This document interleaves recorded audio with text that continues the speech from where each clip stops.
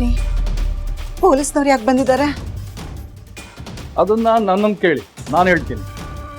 ನಿಮ್ಮ ಗಂಡನ್ನ ಅರೆಸ್ಟ್ ಮಾಡೋದಕ್ಕೆ ಬಂದಿದ್ದೀನಿ.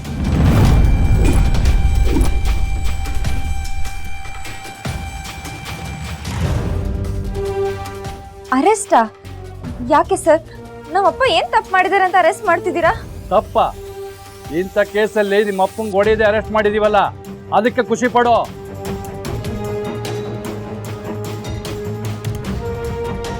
ಇಂಥ ಕೇಸಲ್ಲಿ ಹೊಡೆದೇ ಅರೆಸ್ಟ್ ಮಾಡೋದು. ನಿಮ್ಮ ಅಪ್ಪನ ವಯಸ್ಸಿಗೆ ಬೆಲೆ ಕೊಟ್ಟು ಸುಮ್ಮನಿದ್ದೀನಿ.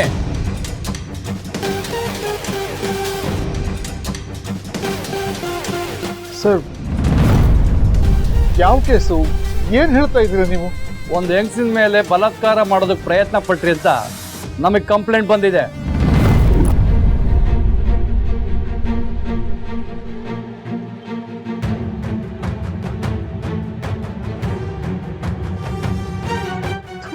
ಈ ವಯಸ್ಸಲ್ಲಿ ಬೇಕಿತ್ತ ಇದೆಲ್ಲ ಈ ಅಪ್ಪನಿಗೆ? ಈ ಅಪ್ಪನಿಗೆ ಇಷ್ಟು ವಯಸ್ಸಾದ್ರೂ ಬುದ್ಧಿ ಬಂದಿಲ್ಲ. ಇಂಥವ್ರನ್ನೆಲ್ಲ ಗಲ್ಲಿಗೆ ಹಾಕಬೇಕು.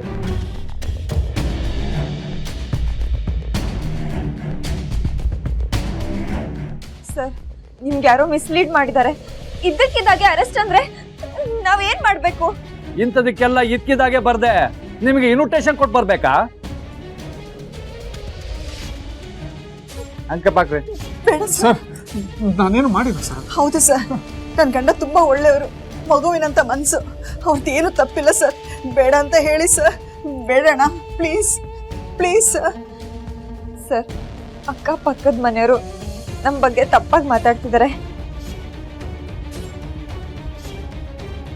ಏನಾದ್ರೂ ಮಾತಾಡಿದಿದ್ರೆ ಒಳಗಡೆ ಬಂದು ಮಾತಾಡಿ. ಹೊರಗಡೆ ಮಾತಾಡಿ ನಮ್ಮನ್ನ ಅವಮಾನ ಮಾಡಬೇಡಿ ಪ್ಲೀಸ್ ಸರ್. ತೊಂದರೆ ಕೊಟ್ರೆ ನಿಮ್ಮನ್ನು ಒಳಗಡೆ ಹಾಕ್ಬೇಕಾಗತ್ತೆ. ಸೈಲೆಂಟ್ ಆಗಿರ್ಬೇಕು. ಎಷ್ಟೊತ್ತಾಯ ಬೇಡಿ ಹಾಕೋದು?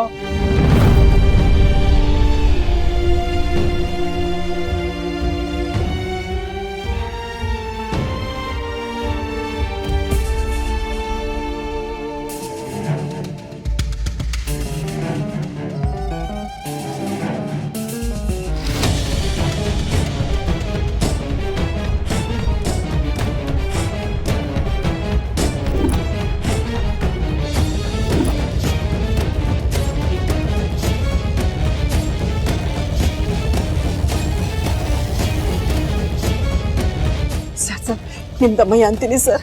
ಅಕ್ಕಪಕ್ಕದವರೆಲ್ಲ ನೋಡ್ತಾ ಇದ್ದಾರೆ ಸರ್. ನಮ್ಮ ಯಜಮಾನ್ರಿಗೆ ಹಾಕ್ಸಿರೋ ಕೋಳನ ತೆಗೆಸ್ಬಿಡಿ ಸರ್, ಪ್ಲೀಸ್ ಸರ್. ಇಲ್ಲಮ್ಮ, ಅಪರಾಧಿಗೆ ಕೋಳ ಹಾಕ್ತೆ ಹಾರ ಹಾಕೊಂಡು ಕರ್ಕೊಂಡು ಹೋಗಕ್ಕಾಗತ್ತೇನಮ್ಮ?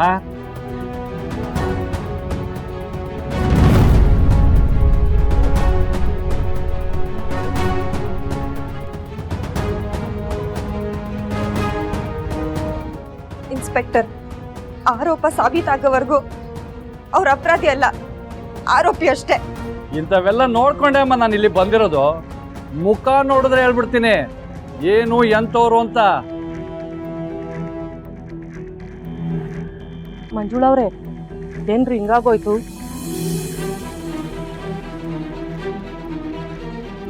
ನಮ್ಮ ಏರಿಯಾಗೆ ಪೊಲೀಸ್ನವ್ರು ಬಂದು ಅರೆಸ್ಟ್ ಮಾಡೋದು ಅಂದ್ರೆ ಎಷ್ಟು ಅವಮಾನ ಅಲ್ವಾ?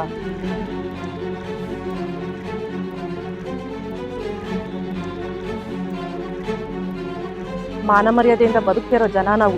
ನಮ್ಮ ಮನೆಗಳ ಮಧ್ಯೆ ಈ ಥರದೊಂದು ಮನೆ ಇದ್ರೆ ನಮ್ಮ ಮಕ್ಳು ಏನ್ ಬುದ್ಧಿ ಕಲಿತಾರೋ ಏನೋ.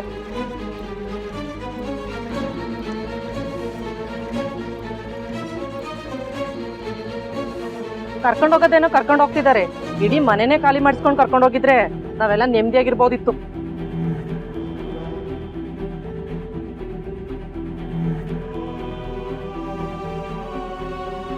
ಜನ ನನ್ನ ಹೊಗಳಿದ್ರು ಇಷ್ಟೆಲ್ಲ ಖುಷಿ ಆಗ್ತಾ ಇರ್ತದೆ.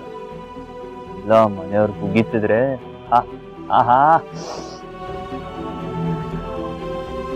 ನಾನೇ ಬೇರೆ.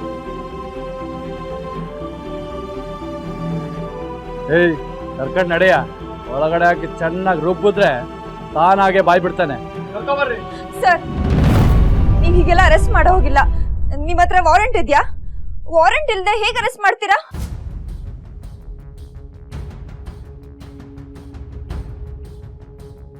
ಯಾವ ಸಿನಿಮಾ ನೋಡ್ಕೊ ಬಂದಮ್ಮ? ಟಿವಿಲಿ ಸೀರಿಯಲಲ್ಲಿ ಸಿನಿಮಾದಲ್ಲಿ ನೋಡ್ದಂಗಲ್ಲ ಇದು. ನಿನಗೆ ನಿಮ್ಮಪ್ಪನ ಬಗ್ಗೆ ಗೊತ್ತಿರೋ ಹಾಗೆ ನನಗೆ ನಮ್ಮಪ್ಪನ ಬಗ್ಗೆ ಚೆನ್ನಾಗಿ ಗೊತ್ತು. ನಮ್ಮಪ್ಪ ಅಂದರೆ ಕಾನೂನು. ಇದನ್ನು ಮೀರೇನಾದರೂ ನೀನು ಮುಂದುವರಿಬೇಕು ಅಂದರೆ ಯಾರಾದರೂ ಲಾಯರ್ ಇಟ್ಕೊಂಡು ಮುಂದುವರ್ಸ್ಕೋ. ಏಯ್ ಅಳ್ಕೊಂಬರ. ಅಯ್ಯೋ ಅಯ್ಯೋ ಇಲ್ಲಿ ನೋಡಿ ಅಣ್ಣ, ನಿಮ್ಮ ಕೈ ಮುಗಿತೀನಿ, ದಯವಿಟ್ಟು ಇವ್ರನ್ನ ಬಿಟ್ಬಿಡಿ. ನಾವು ಬೇಕಾದ್ರೆ ಊರು ಬಿಟ್ಟು ಹೊರಟೋಗ್ತೀವಿ. ಇವ್ರನ್ನ ಹಿಡ್ಕೊಂಡು ಹೋಗ್ಬೇಡಿ ದಯವಿಟ್ಟು ಅಣ್ಣ, please. Inspectors please sir. Sir ಇದು ಬರೀ ಹೆಣ್ಮಕ್ಳು ಇರೋ ಮನೆ ಸರ್. ನೀವು ಅಪ್ಪನ ಕರ್ಕೊಂಡು ಹೋದ್ರೆ ನಮಗೆ ಯಾರು ದಿಕ್ಕು ಸರ್? ದಯವಿಟ್ಟು ನಮ್ಮ ಅಪ್ಪನ ಬಿಟ್ಬಿಡಿ ಸರ್. ನೀವು ಮಾತ್ರ ಹೆಣ್ಮಕ್ಳು, ಬೇರೆಯವ್ರ ಮನೆಯವ್ರ ಹೆಣ್ಮಕ್ಳಲ್ವನಮ್ಮ?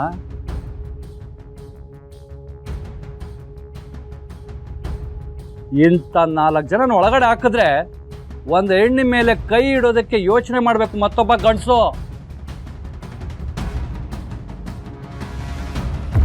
ಅಕ್ಕ ಏನಾದ್ರು ಮಾಡೆ. ನಂಗೆ ಏನ್ ಮಾಡ್ಬೇಕು ತೋಚ್ತಾನೆ ಇಲ್ಲ ಚುಕ್ಕಿ.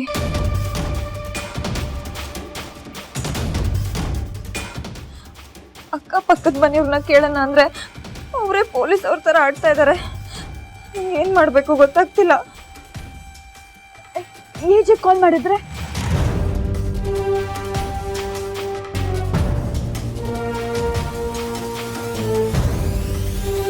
ಅಕ್ಕ ಅಕ್ಕ ಪ್ಲೀಸ್ ಅಕ್ಕ, ಈಗ ನಮಗ್ ಬೇರೆ ದಾರಿನೇ ಇಲ್ಲ. ಪ್ಲೀಸ್ ಫೋನ್ ಮಾಡಕ್ಕ. ಹೌದು ಕಣೆ, ನಮ್ಮನ್ನ ಇದರಿಂದ ಬಿಡಿಸೋದಕ್ಕೆ ಅವ್ರೊಬ್ಬರಿಂದನೇ ಸಾಧ್ಯ. ಯೋಚನೆ ಮಾಡ್ಬೇಡಮ್ಮ, ಕಾಲ್ ಮಾಡೆ.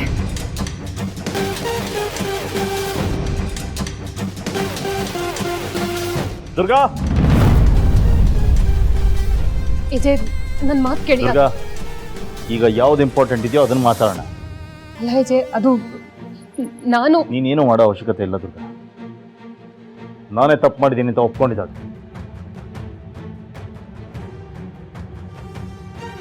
ಹಾಗಿದ್ರೆ ಇವಳು ನನ್ನ ಬಗ್ಗೆ ಬಾಯ್ ಬಿಟ್ಟಿಲ್ಲ. ಅಬ್ಬಾ ದೇವ್ರೆ, ಥ್ಯಾಂಕ್ ಯು, ಬದುಕಿಸ್ಬಿಟ್ಟೆ ನನ್ನನ್ನು. ನೀನು ಮಾಡಿರೋ ಕೆಲಸ ಎಂಥದ್ದು ಅಂತ ಗೊತ್ತಿದೆಯಾ? ಪಬ್ಲಿಕ್ಕಲ್ಲಿ ನಿನ್ನ ಬಗ್ಗೆ ನೀನು ಚೀಪಾಗಿ ಹೇಳ್ಕೊಂಡಿಯಲ್ಲ, ಅದರಿಂದ ನೀನು ಮರ್ಯಾದೆ ಹೋಗಿದೆಯೋ ಇಲ್ಲೋ ಗೊತ್ತಿಲ್ಲ. ಆದರೆ ಡೆಫಿನೆಟ್ಲಿ ಅವ್ರ ಮರ್ಯಾದೆ ಹೋಗಿದೆ. ನೀನೇನು, ನಿನ್ನ ಮನತನ ಏನು ಅಂತ ನನಗೆ ಗೊತ್ತಿಲ್ಲ. ಆದರೆ ಅವ್ರೇನು, ಅವ್ರ ಬ್ಯಾಕ್ಗ್ರೌಂಡ್ ಏನು ಅಂತ ನನಗೆ ಚೆನ್ನಾಗಿ ಗೊತ್ತಿದೆ. ಅಟ್ಲೀಸ್ಟ್ ಅವ್ರ ಮನೆಗೆ ಹೋಗಿ ಅವ್ರ ಕಾಲು ಇಟ್ಕೊಂಡು ತಪ್ಪಾಯ್ತು ಅಂತ ಕೇಳ್ಕೊ. ತಪ್ಪಿ ಅವ್ರೇನಾದ್ರು ಕ್ಷಮಿಸಿದ್ರೆ ನಿನಗೆ ಸ್ವಲ್ಪ ಆದ್ರೂ ಪ್ರಾಯಶ್ಚಿತ್ತ ಸಿಗುತ್ತೆ. ಏನು ಗ್ಯಾರಂಟಿ ಹಿಟ್ಲರ್ ಕಲ್ಯಾಣ